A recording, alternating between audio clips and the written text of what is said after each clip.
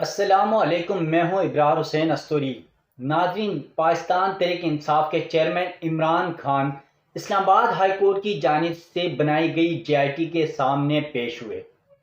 عمران خان خاتون جج اور پولیس افسران کی دھمکی دینے کے case per us J I T کے سامنے پیش ہوئے ہیں، کیونکہ اسلام آباد ہائی کورٹ کا حکم تھا۔ 2 بار پہلے ہی جے آئی ٹی نے انہیں طلب کیا، وہ پیش نہیں ہوئے تھے، تاہم تیسری بار وہ جے آئی ٹی کے سامنے پیش ہوئے۔ Chairman P T I Imran Khan S S پی کے سامنے پیش ہوئے اور جے آئی ٹی میں اپنا موقف ریکارڈ کرایا، اپنا بیان ریکارڈ کروایا، اور پولیس ٹیم کی جانب سے سابق وزیر اعظم کو تحریری طور پر 21 سوالات پر مشتمل سوال نامہ دیا گیا، جبکہ پولیس کی جانب سے کچھ سوالات زبانی بھی کیے گئے، اور ذرائع کے مطابق عمران خان سے تفتیشی ٹیم نے تقریباً 20 سے 25 منٹ تک تفتیش کی اور مختلف سوالات کیے، اور عمران خان نے ان سوالات کے جوابات بھی دیے۔ ساتھ ساتھ یہ سوالات کیا تھے اور عمران خان نے ان کے جوابات کیا دیے، وہ تمام تر تفصیلات سے میں آپ کو آگاہ کروں گا۔ ذرائع کے مطابق عمران خان سے پولیس جے آئی ٹی نے سوال کیا کہ کیا یہ درست ہے کہ آپ نے F9 پارک جلسہ تقریر کے دوران کہا آئی جی ڈی آئی جی شرم کرو، کیا یہ درست ہے؟ آپ نے تقریر میں کہا مجسٹریٹ زیبا چودھری تم پر ہم ایکشن لیں گے۔ ان سوالات پر عمران خان نے تفتیشی ٹیم کو جواب دیا کہ ہاں میں نے ایسا بولا ہے، مگر اس میں دھمکی یا کوئی توہین آمیز کوئی بات نہیں، بلکہ یہ قانونی ایکشن لینے کی بات کی ہے۔ عمران خان سے جے آئی ٹی نے سوال کیا کہ کیا آپ کو علم ہے کہ آپ کی تقریر کے بعد پولیس اور دیگر فورسز میں خوف و ہراس پھیلا؟ جس پر عمران خان نے جواب دیا نہیں، میرا مطلب کسی کو ڈرانا یا خوف پھیلانا نہیں تھا، بلکہ ان تمام کے خلاف قانونی کارروائی کی بات کی ہے۔ عمران خان سے سوال کیا گیا کہ آپ کی تقریر اور مقدمے کے بعد کیس کی تفتیش کرنے والے افسران کو ڈرایا جا رہا ہے،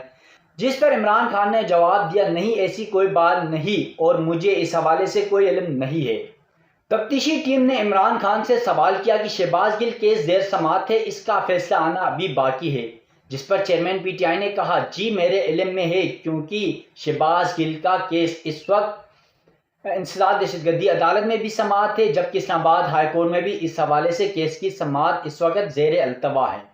ذرائع کے مطابق تفتیشی ٹیم نے عمران خان سے مکالمہ کرتے ہوئے کہا آپ کے یہ بیانات دہشت گردی کے زمرے میں آتے ہیں۔ اس پر سابق وزیر اعظم نے جواب دیا کہ میرا مقصد یہ نہیں تھا اور میرے الفاظ یا بیانات دہشت گردی کے زمرے میں نہیں آتے ہیں،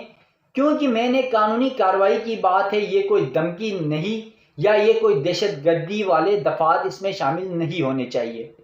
ذرائع نے بتایا کہ عمران خان سے تفتیش S S P investigation S S P C I A نے کی، جبکہ اس دوران کیس کی تفتیش متعلقہ ایس ایچ او بھی موجود تھے۔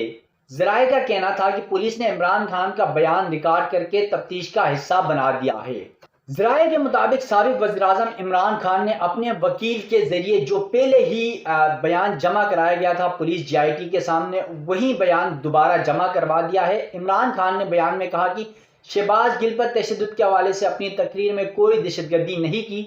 F9 پارک میں جو تقریر کی وہ دہشت گردی کے زمرے میں بھی نہیں آتی، اپنی تقریر میں قانونی ایکشن کی بات کی ہے، کوئی دھمکی یا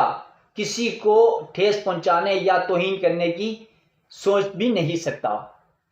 جے آئی ٹی میں پیشی کے بعد میڈیا سے گفتگو کرتے ہوئے چیئرمین پاکستان تحریک انصاف عمران خان نے کہا کہ جے آئی ٹی میں پہلی پیشی تھی، میرے خلاف دہشت گردی دفعہ لگائی گئی،